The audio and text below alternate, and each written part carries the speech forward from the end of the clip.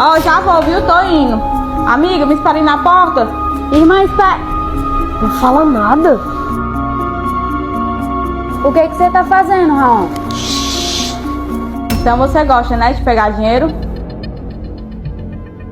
Eu já sabia. E é por isso que meu dinheiro ficava sumindo, né? Mas eu ia devolver pra você. Eu acho que não, viu? Quem me chamou foi minha irmã. E você só vai me devolver porque eu apareci.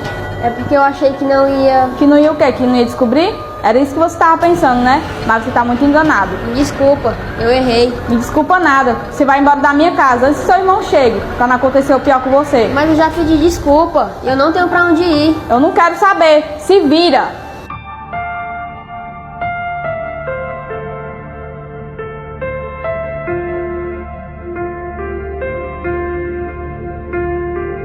Diz pro meu irmão que eu amo ele.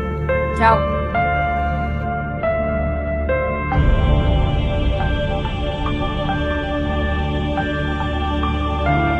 Ei,